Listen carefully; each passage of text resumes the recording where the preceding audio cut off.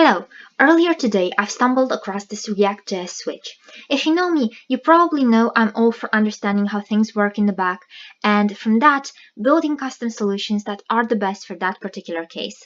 And as much as possible without any libraries. Personally, these days, other than some polyfills and 3JS, I don't add anything that's not written by me from scratch. And I can understand that some jobs ask for this or that particular library, and maybe you don't want to be like me, unemployed your whole life, living and dying in the trash.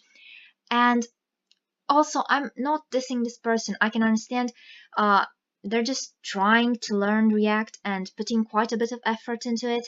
The pen has a description, the code is nicely formatted, totally unlike when I'm doing something quick and I'm really porky with it. My apologies to Porky Pig, I guess.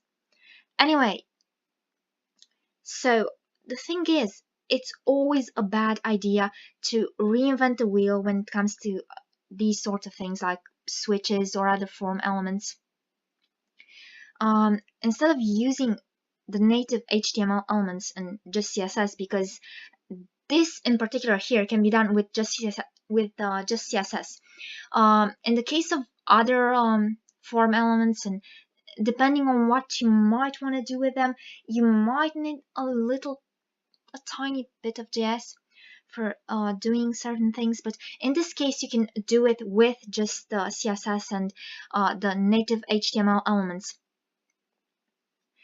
And I get it, the native HTML elements are ugly, they're inconsistent across browsers. You might have one font size in one browser, a different font size in another browser, and one looks bigger in Edge and it's smaller in Chrome, and like of course you want a consistent look if you can get it.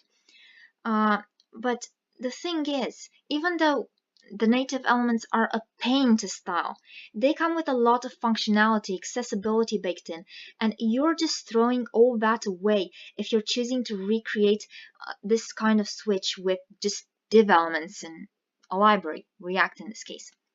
Could be anything else. So the thing is, this switch is not accessible. If I try to tap to it, I can't do it. I can't focus it and change the state with space.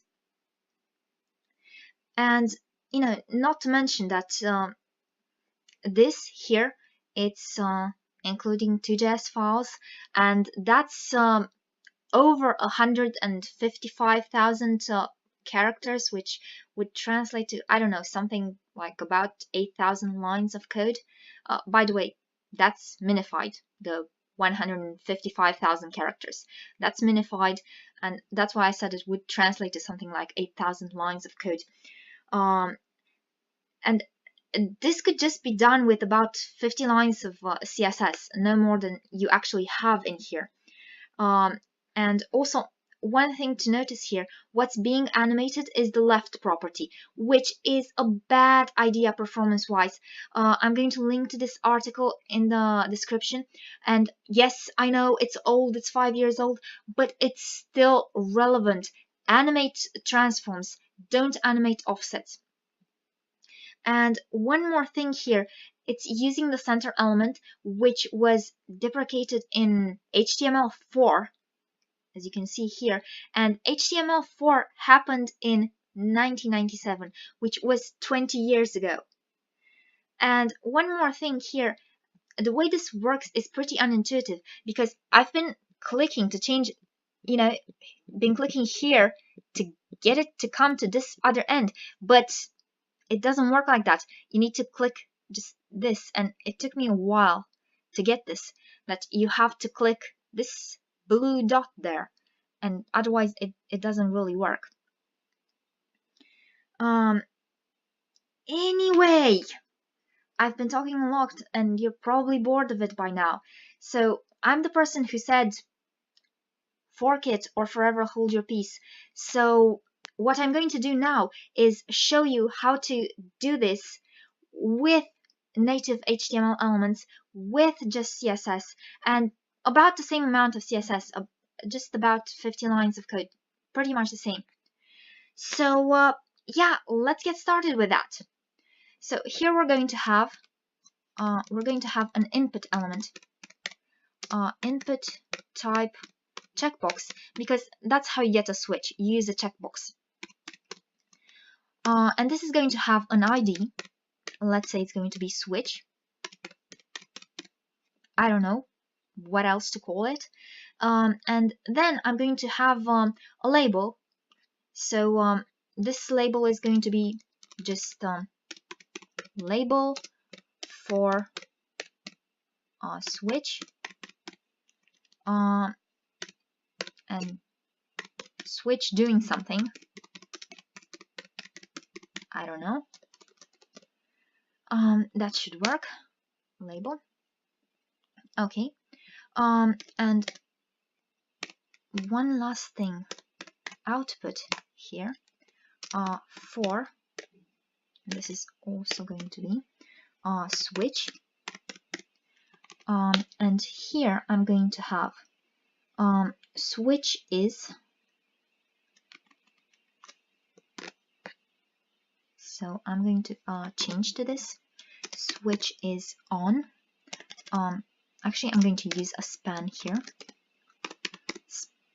Span.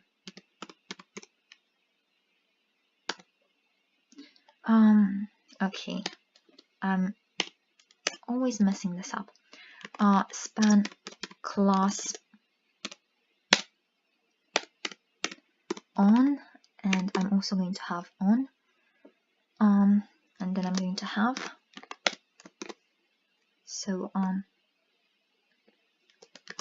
off. Okay. Now that I've done this, I'm just going to move on to the CSS. So I'm going to have some basic styles for the body. And they're going to be pretty much the same styles I have here for the body. So pretty much the same. I'm going to have the same background. I'm going to have the same color. So let's see. Font.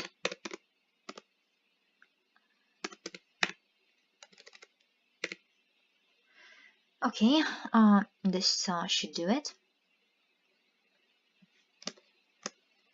Now the next thing that I'm going to do is display flex, flex direction column.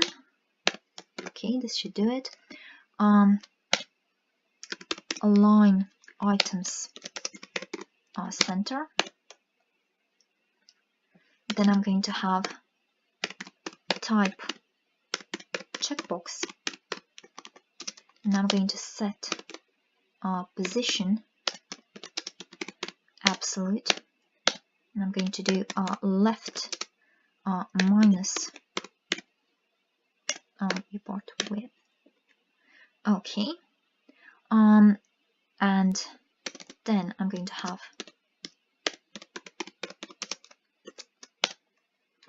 the styles for the label. I'm going to do text indent,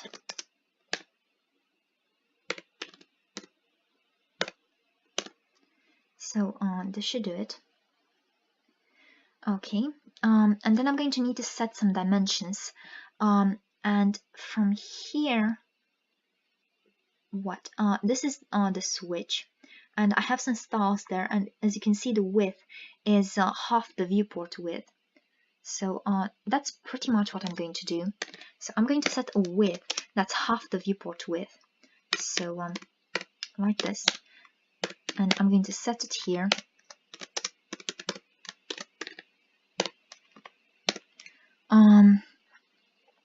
And then I'm going to set.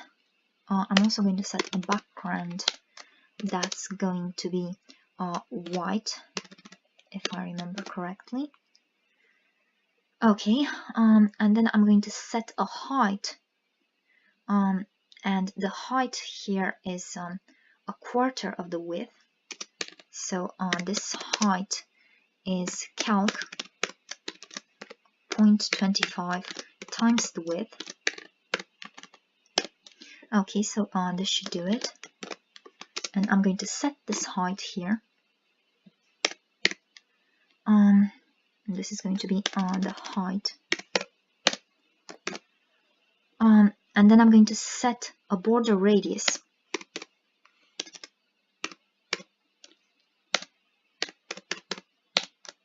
And this is going to be calc half.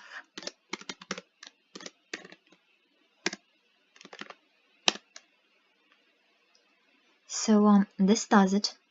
And then I'm going to use the pseudo elements to do the track and that switch. And one more thing I'm going to do here is I'm going to have not checked on,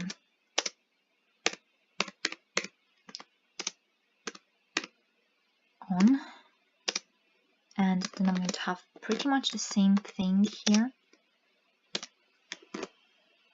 except it's going to be off, and this is not, it's going to miss that note from there.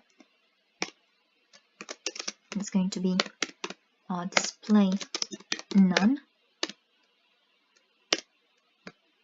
switch is off, and now if I click this, and I'm changing it from on to off. And one more thing I'm going to do here,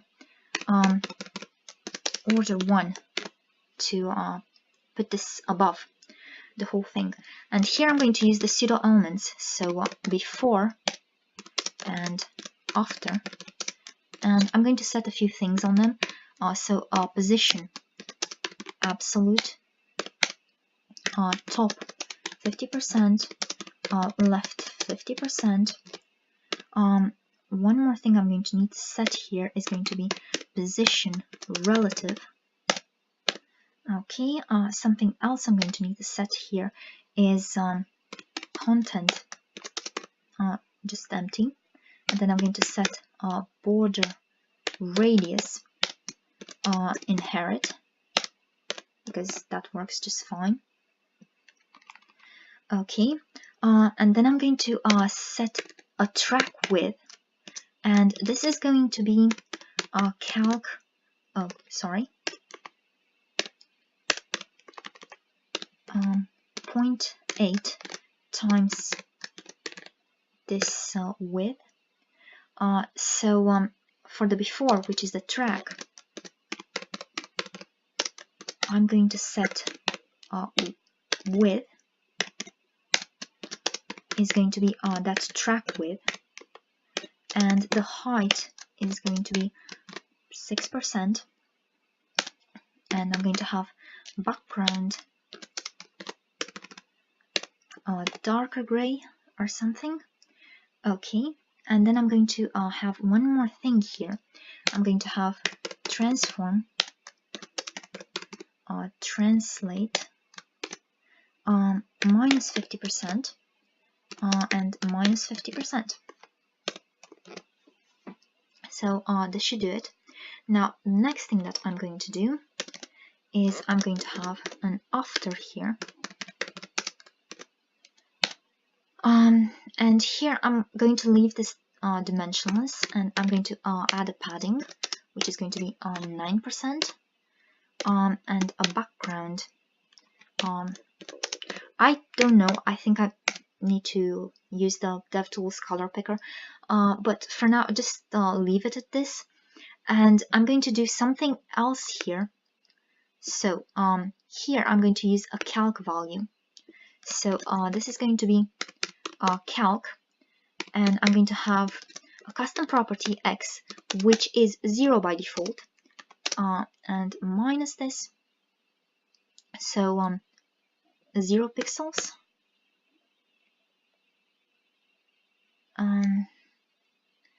Okay, what exactly is your problem? Okay, it worked with 0 pixels. Okay, so here I'm going to set that x. So I'm going to set this x to half this track width. So I'm going to take the track width, and I'm going to set that x to half of it. Oh, oops, sorry, not on the before, on the after. So here, calc, So oops, okay, 0.5 times,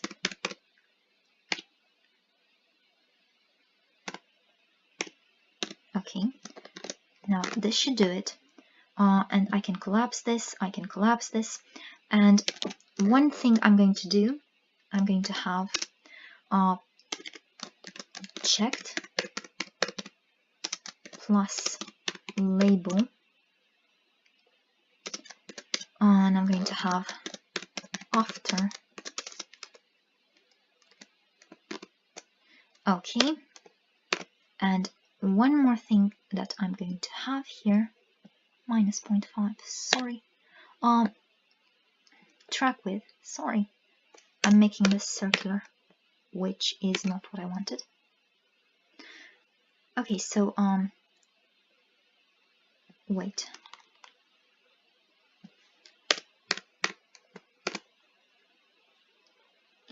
Okay, now that I'm clicking this, okay, as you can see, it goes from on and off. And one more thing I want to do here, I want to add a focus style. So focus, and let's actually take that. So that's my slider, and I have this right here, and I'm going to take this hex value, and I'm going to put this hex value here, like this. So here in the after, I'm going to use this color, and then here for the focus plus label, I'm going to set box shadow 0, 0, so no offsets, 4 pixels, and here I'm going to invert that color.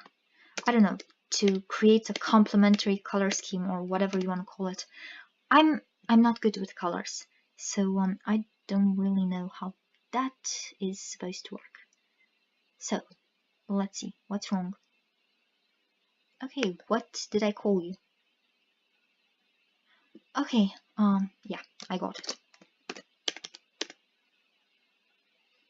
I got it here. Okay, now when it's focused, as you can see, I have that. And the thing is, I can tab away from it, I can tab back to it, I can change the value with the space. And I don't need any JavaScript for this because, well, I keep JavaScript on, like I don't turn it off.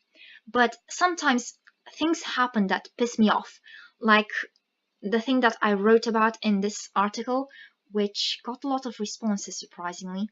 And maybe that's because that if I write about something technical, not everybody is into that very specific corner, but nobody likes being harassed like this with modals and stuff like that.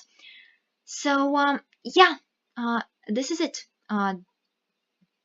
This is the just CSS version of it, and it's about 50 lines of code, as you can see here.